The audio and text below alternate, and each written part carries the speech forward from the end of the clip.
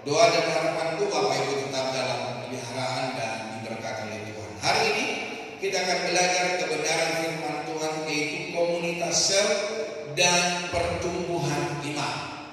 Jadi Bapak Ibu Saudara, bagaimana seseorang itu di dalam imannya bertumbuh, gak cukup hanya datang beribadah, gak cukup hanya kita baca kitab, gak cukup kita hanya berdoa, tetapi ada yang namanya komunitas.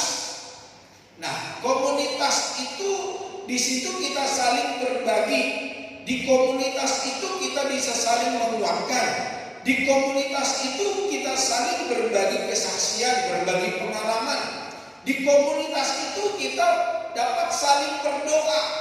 Di komunitas itu kita bisa saling mengenal satu dengan yang lain. Dan di dalam komunitas itu terbentuklah sebuah yang namanya kekeluargaan. Nah, Bapak Ibu Saudara Tuhan, tolong kenapa? Amin.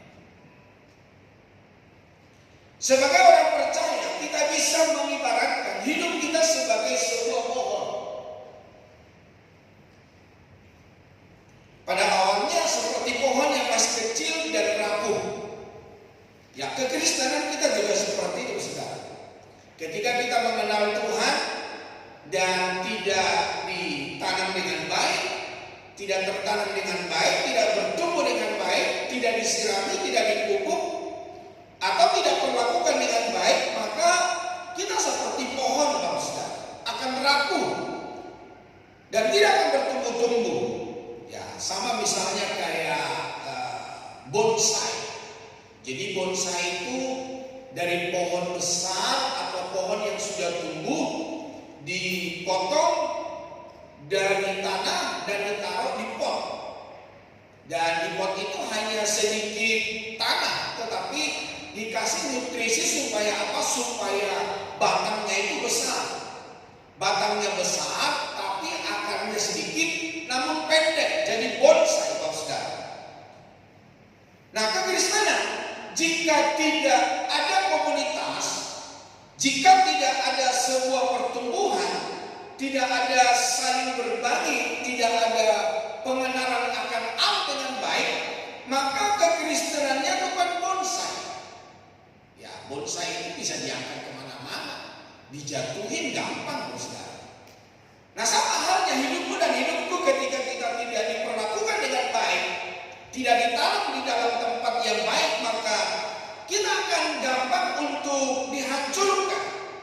Jadi nggak berakar dengan dalam, ada sebuah masalah, ada angin pencobaan, angin persoalan, maka kita akan jatuh, kita akan runtuh, kita akan terbawa arus.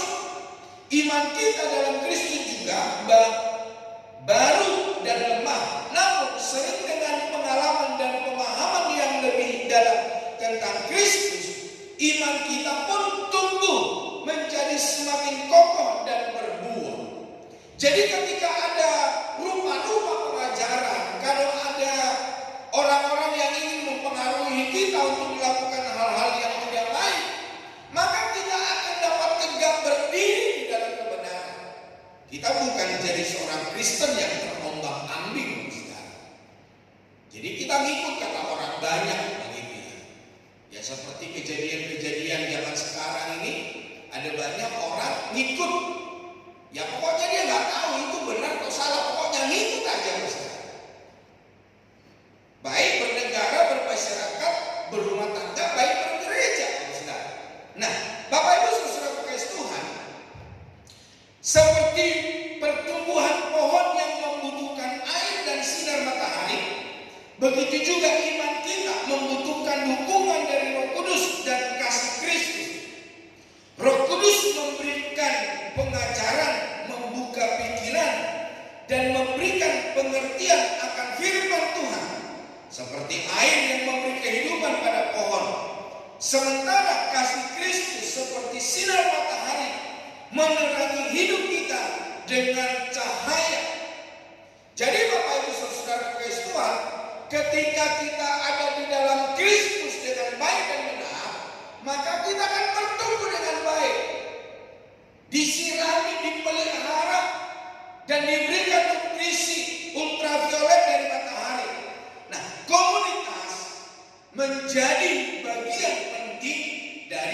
perjalanan rohani orang percaya. Mereka yang bertanam di dalam sebuah komunitas akan memiliki kelengkapan dan dukungan dari orang percaya lain sebagai murid Kristus. Tadi saya sudah bilang di depan, di dalam komunitas itu, komunitas sel, kita itu dapat saling berbagi, saling menguatkan, saling menghibur dan mendoakan. Nah, apa yang didapat di dalam komunitas? Yang kita dapat dalam sebuah komunitas adalah bertumbuh di dalam kepedulian. Waktu saya di Jakarta, ada orang-orang Kristen yang berkata begini, saya mah gak bergabung dalam satu gereja, saya mah cukup di rumah. Saya juga bisa dengar firman Tuhan beribadah lewat radio, saya juga bisa beribadah lewat televisi, YouTube. Oke, saya bilang, dia bilang saya nggak merugikan orang, saya tetap hidup baik, mengasihi Tuhan, tetapi dia nggak pernah punya komunitas. Saya bilang begini, esensi kekristenan itu adalah komunitas. Ada sebuah hubungan antara satu dengan lain. Karena apa? Di dalam komunitas itu kita sama-sama dipertajam. Makanya di dalam firman Allah berkata, besi menajamkan besi. Jadi sesama kita di dalam gereja, di dalam komunitas saling menajamkan. Kita tahu karakter yang lain, kita tahu sifat yang lain, dan kita bagaimana untuk respon terhadap orang lain. Jadi ada Tuhan yang mau bertumbuh di dalam kepedulian ketika kita ada di dalam komunitas. Seperti dalam ayat yang ke-23 dan 24 yang terambil dari Kisah Para Rasul pasal yang keempat. Kita lihat dulu Kisah Rasul pasal yang keempat. Mulai ayat 23 sampai 31. Kisah Rasul pasal 4 ayat yang ke-23 sampai 31. Kisah Rasul pasal 4 ayat 23 sampai 31. Kita baca secara bersama. 2, 3. Sesudah dilepaskan, pergilah Petrus dan Yohanes kepada teman-teman mereka.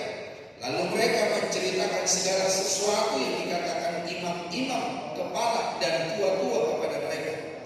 Ketika teman-teman mereka mendengar hal itu, berserulah mereka bersama-sama kepada Allah, katanya, ya Tuhan, Engkaulah yang menjadikan langit dan bumi, laut dan segala isinya, dan oleh Roh Kudus dengan perantaraan hamba-Mu Daud, Bapa kami, Engkau telah berfirman, mengapa rusuh bangsa-bangsa, mengapa suku-suku bangsa mereka-rekakan perkara yang sia-sia. Raja-raja dunia bersiap-siap dan para pembesar berkumpul untuk melawan Tuhan dan yang diurapinya. Sebab sesungguhnya telah berkumpul di dalam kota ini Herodes dan Pontius Pilatus beserta bangsa-bangsa dan suku-suku bangsa Israel melawan Yesus, hamba-Mu yang kudus yang Engkau urapi, untuk melaksanakan segala sesuatu yang telah Engkau tentukan dan semula oleh kuasa dan kehendak. Dan sekarang ya Tuhan, lihatlah bagaimana mereka mengancam kami, dan berikanlah kepada hamba-Mu keberanian untuk memberitakan firman-Mu. Ulurkanlah tangan-Mu untuk menyembuhkan orang, dan adakanlah tanda-tanda dan mujizat-mujizat oleh nama Yesus, hamba-Mu yang kudus. Dan ketika mereka sedang berdoa, goyanglah tempat mereka berkumpul itu, dan mereka semua penuh dengan Roh Kudus. Lalu mereka memberitakan firman Allah dengan berani. Jadi Bapak Ibu saudara-saudara kasih Tuhan, bahwa di dalam ayat yang ke-23 dan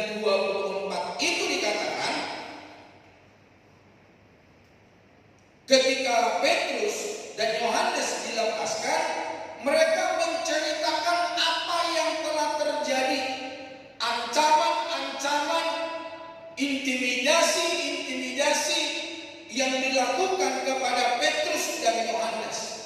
Nah, ketika mereka menyaksikannya, menceritakannya kepada komunitasnya, apakah komunitasnya langsung hore, puji Tuhan? Atau komunitasnya pergi, kabur? Tidak, saudara. Dalam firman Allah berkata, ketika hal itu diceritakan, Petrus dan Yohanes menceritakan kepada komunitasnya, maka komunitasnya itu berdoa. Kenapa berdoa? Karena mereka peduli. Mereka memberikan kekuatan kepada Petrus dan Yohanes. Respon yang ditunjukkan oleh mereka yang mendengar kasih kisah Petrus dan Yohanes bukan acuh, melainkan menunjukkan kepedulian dengan berdoa buat mereka. Nah, masing-masing anggota kelompok saja bercerita dan membutuhkan tempat untuk mencurahkan isi hati, dan biarlah anggota yang lain mendengarkan dan menerima dengan kepedulian. Ya, seperti kita konser setiap hari Kamis, di sini kita bisa mendengarkan kesaksian kisah rekan-rekan kita, dan ketika mereka mengalami hal-hal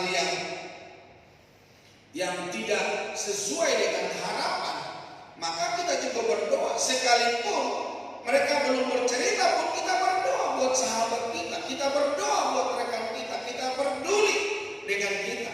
Kepedulian juga yaitu tentang empati dalam diri.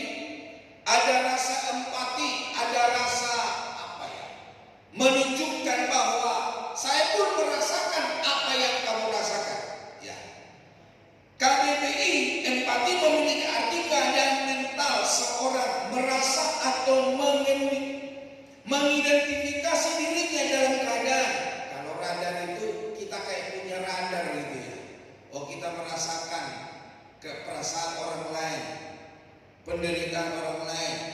Perasaan atau pikiran sama dengan orang atau kelompok lain, atau mampu mengidentifikasi situasi dan kondisi apabila dirinya berada di posisi orang lain. Bagaimana ya kalau saya ada di pihak orang itu? Iya ya, kasihan juga. Iya ya, kita berdoa supaya Tuhan tolong. Seseorang dengan rasa empati dalam diri akan mempertimbangkan baik dan buruk segala ucapan maupun tindakan. Berakar dari melindungi lingkungan dari konflik inilah kepedulian untuk melindungi sesama akan bertumbuh, mulai dari menjaga perasaan sesama, kemudian berkembang untuk memberdayakan diri bagi kebaikan di lingkungan. Jadi menumbuhkan empati, dan juga memberdayakan kebaikan diri dalam lingkungan. Jadi ketika kita ada di komunitas, bukan hanya kita bisa menumbuhkan empati dalam diri, memberdayakan kebaikan diri dalam lingkungan. Kalau seperti jemaat yang saya bilang tadi, kalau hanya di rumah, ya tentu dia tidak bisa memberdayakan dirinya, kebaikannya ke dalam diri orang. Makanya saya bilang begini, kalau kamu sakit, siapa yang doain kamu? Siapa yang jemput kamu? Apalagi kamu mati, siapa yang antar kamu ke kuburan? Siapa yang berdoa buat kamu? Siapa yang bisa empati terhadap dirimu? Ya memang kamu ada di rumah, kamu beribadah, tapi ketika kamu gak punya komunitas, maka tidak ada orang yang akan memperhatikanmu. Saya banyak melihat, saudara, dan saya bisa menilai, kita bisa melihat orang yang punya banyak komunitas, orang yang punya banyak teman ketika dia sakit. Dan yang kedua, ketika dia mati. Oh, kalau pesta mah semua orang mau, kalau makan-makan mah semua orang mau, saudara. Tapi coba kalau dia sakit, kalau dia mati, saudara. Saya melayani seorang anak muda waktu itu masih umur 23 tahun. Saya tidak tahu kisah sebetulnya. Ini anak ini istrinya lagi keadaan mengandung, saudara, dan dia bekerja. Ada yang bilang dia korslet, saudara, jadi kena stroke dan dia mati masih muda. Tapi Bapak Ibu tahu, ketika dibawa ke rumah duka, sudah disewa satu blok, kurang. Akhirnya blok yang di sampingnya ini dibuka, untung lagi kosong. Itu pun penuh, membeludak. Saya pikir ini orang hebat juga ya. Banyak teman-temannya, banyak orang. Tapi ada orang-orang, saudara, gak ada yang datang. Jangankan keluarga, yang paling utama ini yang melayani di gereja. Jadi Bapak Ibu Saudara, kita bisa menilai orang ini punya komunitas, punya sahabat, punya teman-teman atau tidak. Jadi ketika seseorang itu sakit, ketika seseorang ini meninggal, saudara, jangan dihitung ketika pesta, karena di sana ada makan-makan, saudara.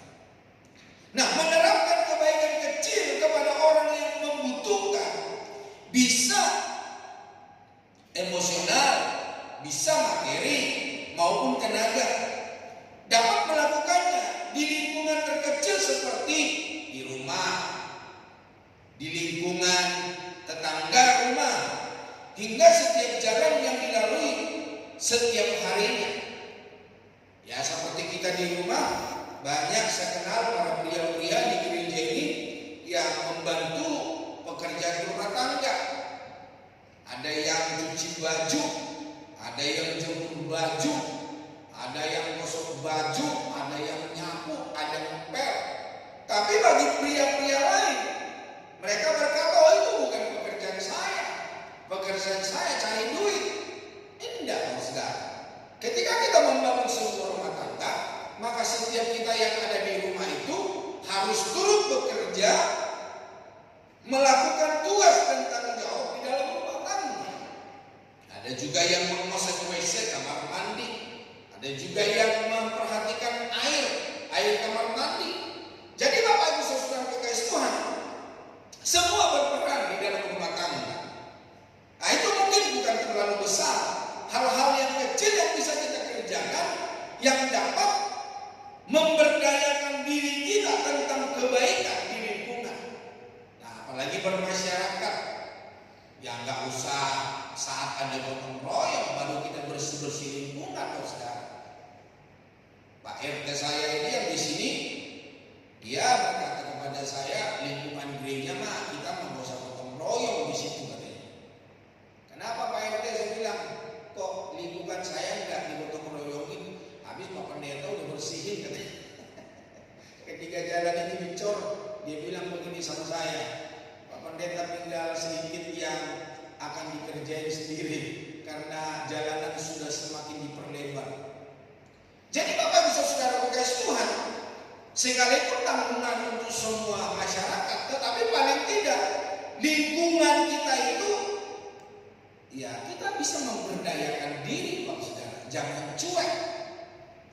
Lingkup keluarga bisa membantu anggota rumah tangga mengerjakan pekerjaan rumah. Lingkup tetangga bergotong royong melakukan kerja bakti.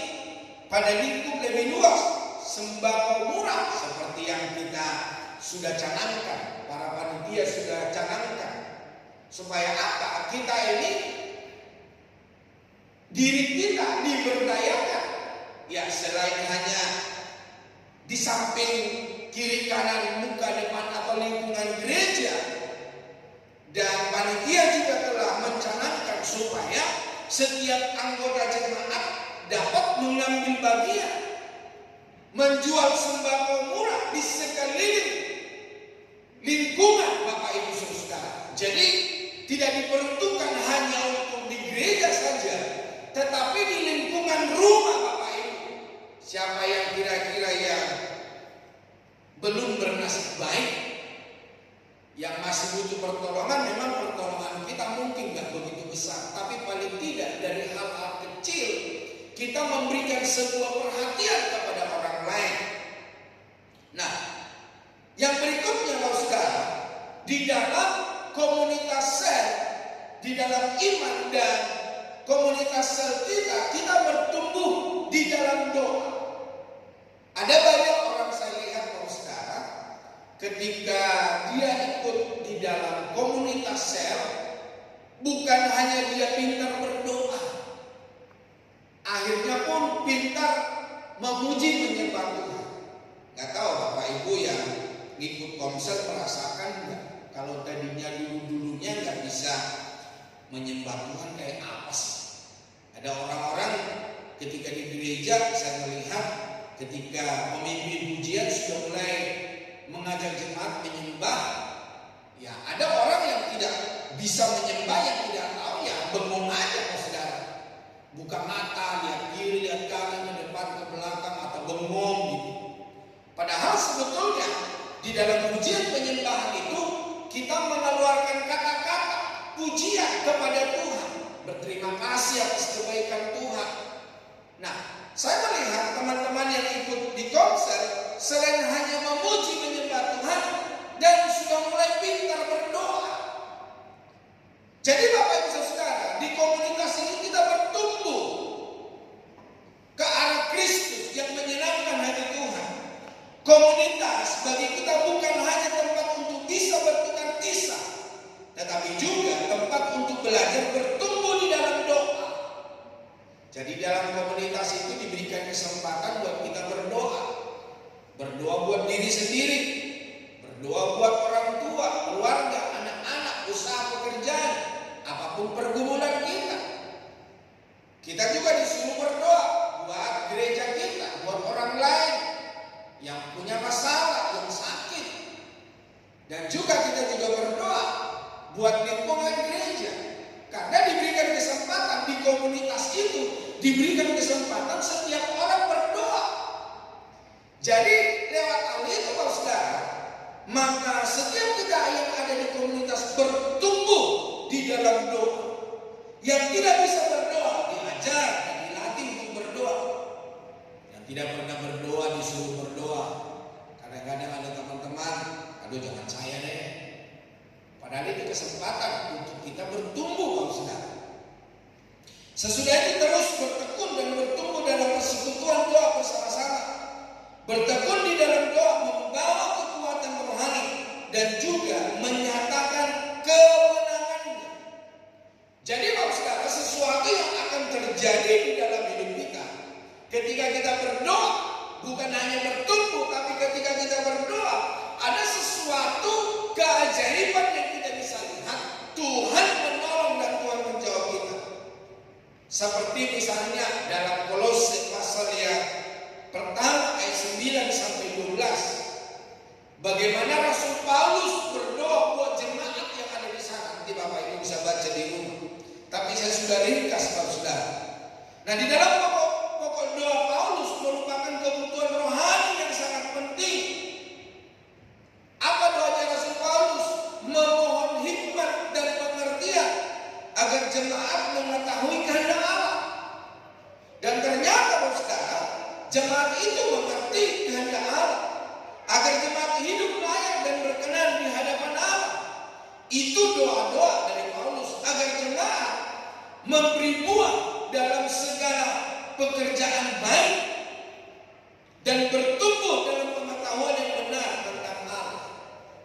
Jadi bisa berdoa, dan di dalam doa itu ada jawaban daripada Tuhan agar jemaat diberikan kekuatan untuk dapat menanggung segala sesuatu dengan tekun dan sabar. Pokok doa Paulus agar jemaat selalu mengucap syukur kepada Allah.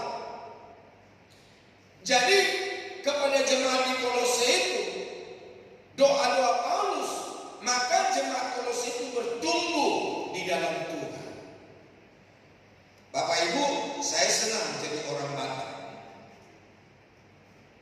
Dan kalau Bapak Ibu mengerti bahasa Batak, maka seringkali di lagu-lagu umum, lagu-lagu dunia itu adalah sebuah nasihat, sebuah doa dan sebuah harapan atau sebuah keluh kesah kepada Tuhan. Jadi dalam nyanyian-nyanyian orang Batak itu tidak ada penghujatan, tidak ada amarah terhadap orang lain. Misalnya begini, ada sebuah lagu yang berkata, Ipe amang hasiakku, anakku daburju. Artinya apa? Kalau orang Batak itu baik suami baik istri, ketika panggil anak laki-lakinya, kadang nggak dipanggil namanya, dipanggil apa? Amang, dia panggil bapak. Jadi orang Batak itu begitu anaknya sendiri aja bisa dipanggil bapak. Yang laki, kalau yang perempuan bisa dipanggil inang, dipanggil ibu.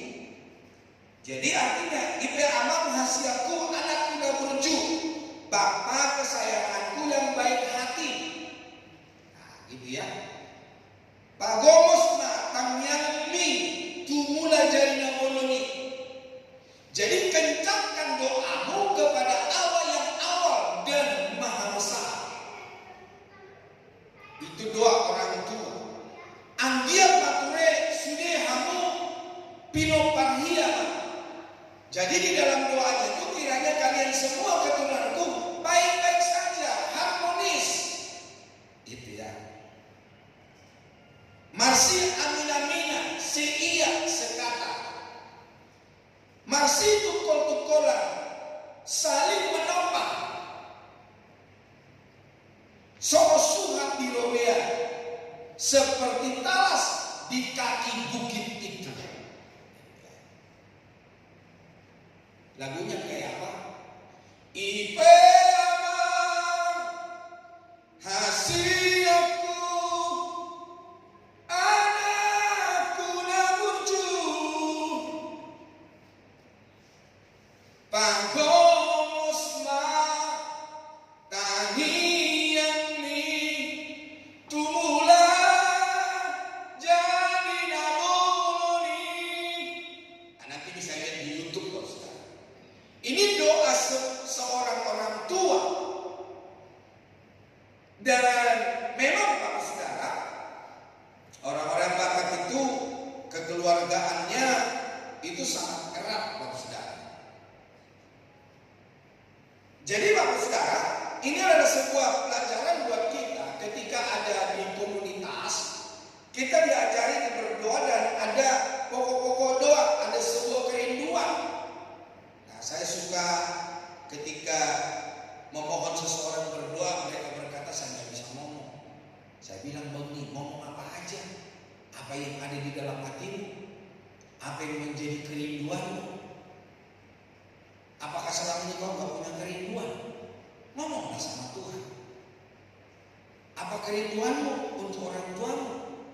Apa kerinduanmu buat keluargamu? Ngomonglah sama Tuhan. Gak apa-apa, mungkin hanya 1 menit sudah amin. Tapi ketika kita bertumbuh dan bertumbuh di dalam doa syafaat, kadang-kadang kita bilang begini, lama benar doanya. Karena Saudara, jadi seseorang ini bisa berdoa dengan panjang karena bertumbuh. Yang didoakan itu bukan hanya pribadi, bukan hanya orang tuanya, bukan hanya anaknya, keluarganya. Siapa saja yang ada di dalam hatinya, dia berdoa kepada Tuhan supaya Tuhan menolong orang-orang itu, buat bangsa dan negara, buat para pemimpin, buat tetangga. Pak RT kita juga perlu kita doakan, Saudara, para pemimpin, para penjaga keamanan bangsa dan negara, lingkungan kita, Saudara, perlu kita doain. Nah, kalau kita bertumbuh, maka kita bisa ingat itu semua. Teman-teman kita yang tahu, mereka yang sakit, yang punya masalah dan persoalan. Tapi bagi orang-orang yang tidak bertumbuh dalam doa, jangankan untuk orang lain, doa makan aja enggak, Saudara. Bagaimana mau doa buat orang lain? Makan aja gak berdoa. Ketika disuruh berdoa kayak doa makan, ngomong apa ya? Jadi Bapak Saudara kekasih Tuhan, di dalam komunitas kita bertumbuh di dalam doa.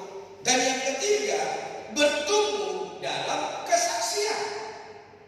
Komunitas bukan saja tempat untuk mendapat dukungan doa, tetapi juga menjadi tempat bersama melaksanakan kesaksian. Ya, seperti Bapak Ibu Saudara, ketika kita berkomsel, ada kesaksian-kesaksian. Saya sangat diberkati oleh kesaksian Bapak Ibu Saudara. Ya, dalam rumah tangga, dalam bekerja, orang tua, orang muda ketika di komsel, maka menyaksikan bagaimana respon terhadap pasangan, respon terhadap rekan kerja, respon terhadap tetangga. Nah, kesaksian hidup orang Kristen, Bapak Ibu Saudara. Nah, paling tidak ini kesaksian hidup orang Kristen masa lalu kita itu kita bisa saksikan. Dulu kita siapa?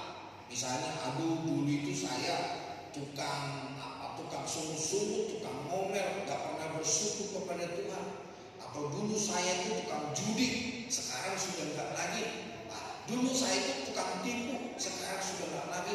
Dulu saya tukang copet, sekarang saya sudah gak dipulihkan oleh Tuhan. Saya dulu tukang mabuk, sekarang udah gak lagi. Saya dulu tukang rokok, bisa 1 pak 1 hari, bukan 1 bungkus lagi, 1 pak 1 hari. Tapi sekarang bisa lepas. Itu saudara. Itu masa lalu. Nah, sekarang setelah bertobat, itu kita bisa saksikan bagaimana Tuhan mengubahkan kita. Ketika saya sudah bertobat, saya melihat kasih karunia Tuhan. Saya bisa mengasihi orang, saya bisa mengampuni orang, saya bisa berbagi. Kalau dulu saya pelit dan medit, kalau disebut dengan kikris. Tahu kikris? Kalau masih Indonesia, kalau sudah lebih dari 1, 2 kan ada S-nya. Jadi Indonesianya pun ada kikris. Udah pelit dan medit, itu tetangga dan keluarga itu, saudara. Dan yang ketiga, dalam kesaksian hidup, komitmen. Nah, setelah saya bertobat, saya sudah mengenal Tuhan, komitmen saya. Saya baca Alkitab tiap hari 1 pasal, kata pria-pria. Wanita berkata, saya baca Alkitab 3 pasal. Orang-orang muda bilang, saya baca Alkitab 1 pasal. Saya ikut konser, saya ikut doa. Jadi saudara, di komunitas itu kita bertumbuh. Jadi kalau Bapak Ibu Saudara di dalam komunitas gak bertumbuh, gak bisa apa-apa, ya tinggalkan komunitas itu. Itu tidak baik untukmu. Apalagi di komunitasmu itu ngomongin orang. Udah, lebih baik cari komunitas yang lain. Makanya buat Bapak Ibu, Mas Salim beberapa kali saya bilang, kalau saya mengajarkan hal-hal yang tidak baik kepada Bapak Ibu, ngomongin orang, mempengaruhi orang ke hal yang tidak baik, udah tinggalin saya. Bapak Ibu Saudara kekasih Tuhan, komitmen kita untuk yang terbaik buat hormat kemuliaan Tuhan. Nah, yang berikutnya, kehidupan kita adalah kesaksian. Makanya di dalam firman Allah Matius 5 ayat 13 sampai 16 dikatakan apa? Kamu adalah terang dunia. Kamu adalah garam dunia. Di dalam 1 Korintus 3 ayat 2 sampai 3. Kita ini yang telah menerima firman Tuhan, dan firman Tuhan itu yang terukir di roh hati manusia. Jadi bukan di batu, bukan di nisan, di roh hati kita.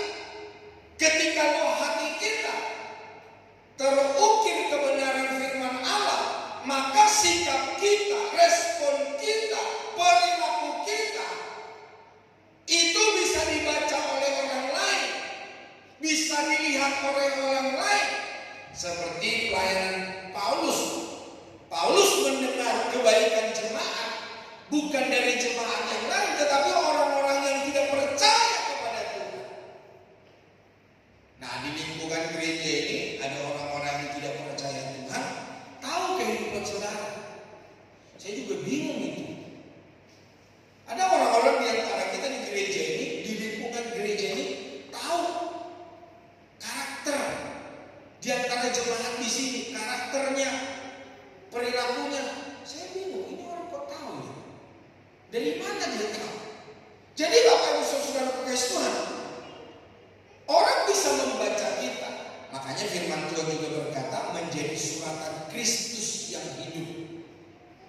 Atau firman Tuhan juga berkata, menjadi suratan Kristus yang terbuka. Jadi semua orang bisa membacanya. Membacanya lewat apa? Ketika kita membangun rumah tangga. Membacanya lewat apa? Ketika kita bekerja. Membacanya ketika apa? Ketika kita berbicara. Ketika kita respon. Orang bisa membaca kita. Ini bukan orang bukan orang biasa-biasa nih. Ini beda nih orang ini. Ya, seperti yang pernah saya saksikan orang-orang gereja yang makan di warteg di Jakarta gitu ya. Dari awal yang punya warteg itu, warung Tegal itu memperhatikan orang-orang ini ketika makan di warungnya. Dia perhatikan, dan ketika mereka sudah selesai mau bayar, si tukang warteg bilang begini, apakah kalian orang Kristen? Iya, Bapak nggak lihat kami bawa Alkitab, Bapak nggak lihat kami lagi ngomongin kekristenan. Saya nggak percaya kalian semua orang Kristen. Kok Bapak bisa bilang begitu? Ini kami semua satu kumpulan dari baru pulang dari gereja. Dia bilang begini, enggak, saya nggak percaya kalian orang Kristen. Hanya satu orang yang saya percaya dari kalian menjadi orang Kristen. Apa kok bisa bilang begitu? Si tukang warteg bilang begini, hanya satu orang di antara kalian yang berdoa sebelum makan, yang lain tidak. Jadi Bapak dan Saudara, kita ini suratan Kristus yang hidup, yang dilihat orang, yang bisa dibaca oleh orang. Ya kita bisa bilang kita melayani Tuhan, kita bisa bilang hamba Tuhan, pendeta. Tapi orang di luar sana itu bisa menilai kita. Betul gak kita anak Tuhan, betul gak kita hamba Tuhan, betul gak kita pendeta? Bersaksi kepada bangsa-bangsa seperti Injil Lukas 24 dan 48. Ya mungkin kita gak punya kesempatan ke bangsa-bangsa, paling tidak suku-suku yang ada di kota kita, di tetangga kita. Paling tidak mungkin ke supir-supir online, mobil atau motor atau angkutan umum, atau juga orang-orang yang menjajakan dagangannya, sayur, atau gas, atau air, atau ombus-ombus, latte, gitu ya. Ada orang-orang dagang di situ, terus kita mungkin bakso atau kelinting. Kita tahu tukang bakso, kita bisa menginjil buat mereka. Nah, doa mengubah. Kesaksian terbaik adalah kesaksian sesuai pengalaman bersama dengan Tuhan dan dilandasi oleh doa kepada Allah. Mesti bagaimana? Pengalaman itu bisa berupa pertolongan Tuhan, mujizat, ketekunan dalam pembentukan karakter dan lain-lain. Nah, doa mengubah kekuatan menjadi keberanian. Doa mengubah jalan buntu menjadi pintu yang terbuka. Dan doa mengajarkan, membuktikan juga mujizat Allah terjadi di dalam hidup ini. Di saatku, coba lagi.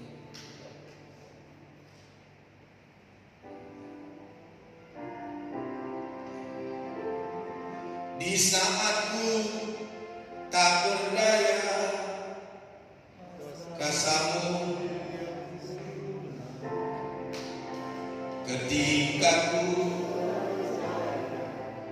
mujizat itu nyata, bukan karena kekuatan, namun roh